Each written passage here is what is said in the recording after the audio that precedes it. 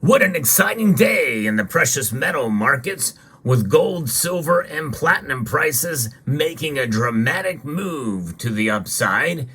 And it doesn't look like there is an end in sight. We'll talk about it and so much more as we explore.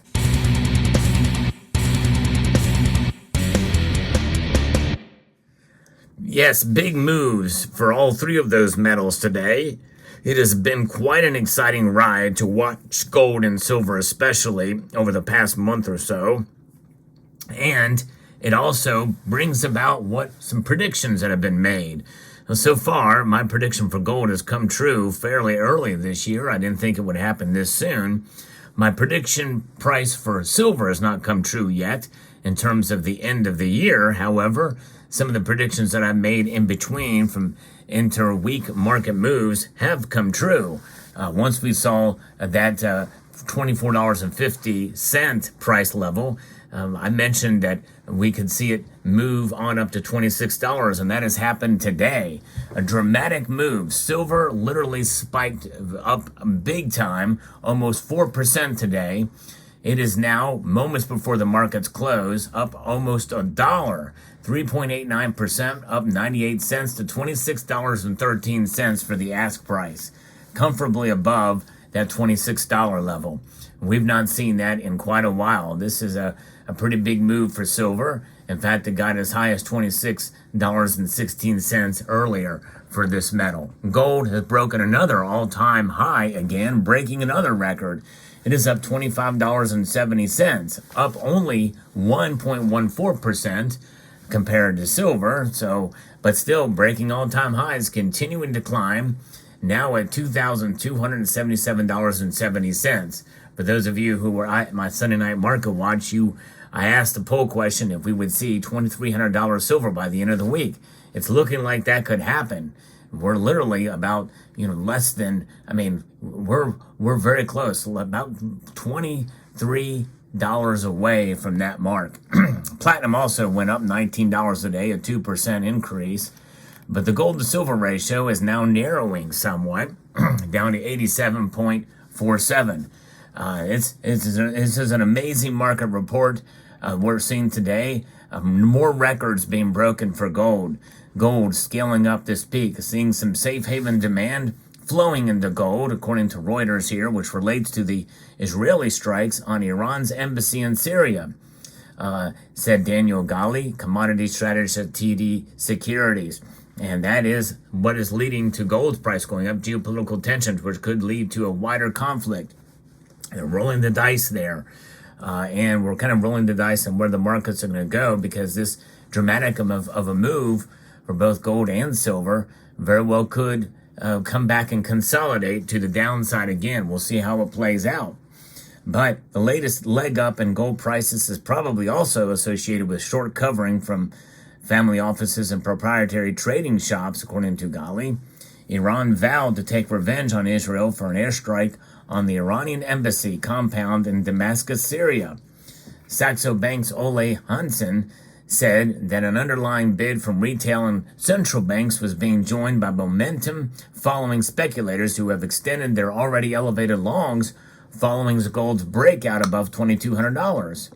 The mix of bullish tailwinds has driven bullion nearly 10% higher so far this year. It's pretty remarkable. What makes the gold rally so unusual is that it is occurring despite significant traditional headwinds, with the U.S. dollar rising, treasury yields rising, the likelihoods of higher for longer U.S. rates increasing, according to independent analyst Ross Norman. The dollar jumped after Monday's data showed U.S. manufacturing grew for the first time in 1.5 years in March. Traders parred bets of June interest rate cuts to 58% versus 60% before the data, which under normal circumstances would pressure zero-yielding bullion.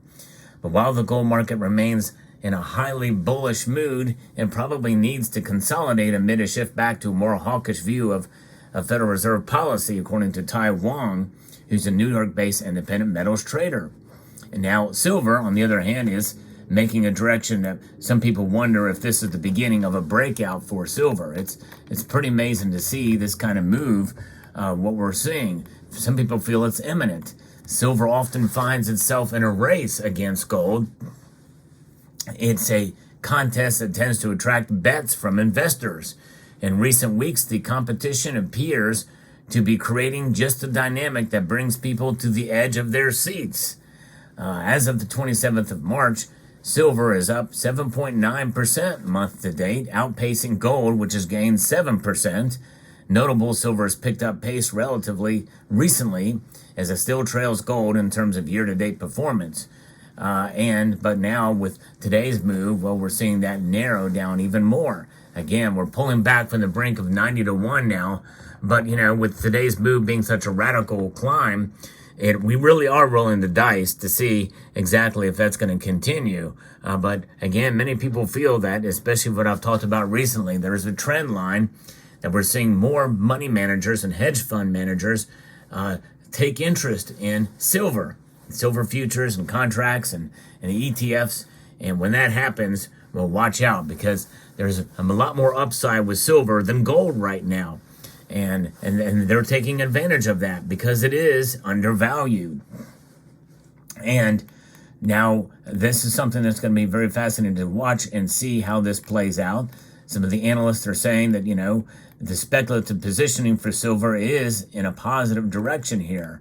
And that's what they're looking at, and see how this plays out. Now, there's another expert that has been talking about this for a breakout that's saying that silver, because of what's been happening with gold is breaking out to record highs, but silver still being such a long way off, just less than half, but not much less. Silver is often referred to as poor man's gold because it starts rising in price after gold. Many investors, especially retail, still think gold has gone too high and is too costly, so they're going to buy silver. There's little interest in silver, though, in North America, and a lot of that is because of the availability of products that we see. In fact, my local coin shop still has plenty of silver. You can buy it, and the premiums are still fairly low for it. Little interest in silver, except for in the photovoltaics, as you've heard me talk about recently. Mining and supply have been flat to no investment. Demand has been increasing, driven by these solar panels, and investment demand, though, was flat. The supply deficit has been fairly substantial since 2019, but the story of silver has not changed for years, really since a decade. It's a continuous supply deficit with growing demand, yet the silver price has not risen. Numerous analysts continue with bullish forecasts year after year based on these bullish fundamentals, and they have been wrong, or maybe just too early. But dominating factors are shorting and the price management by government principals and banksters. Their goal is to suppress retail demand for precious metals, according to this piece here by Streetwise Reports, by focusing on poor man's gold and silver. The suppressing intervention caused a coil spring that could soon be released. All these bullish analysts will finally be proven correct. Timing is everything, and many people feel the timing is coming very, very soon. But don't expect fireworks. Silver is much like gold because investors have been beaten up so long that they will be very reluctant to dip their toes back in the market. It's much like trying to get a child who has aquaphobia into a swimming pool. It will probably take silver prices of north of $30 to $35 to stimulate investor demand. And I tend to agree with that, but I think we're going to start to see it kind of move upwards. In other words, we could see a pullback below $26 an ounce, but I think it may be short-lived. Again, big money, big hedge fund managers might start making their moves in silver. And if that happens, then we could see a steady climb up to that $28 level, I think, by the end of the year, which means that, yes, I am starting to get bullish again on silver hitting $28 this year. Next year, then we might see more and more interest as it moves to that $29 and $30 level. And then all the bets are off once it hits 32, which we've not seen that price since 2016.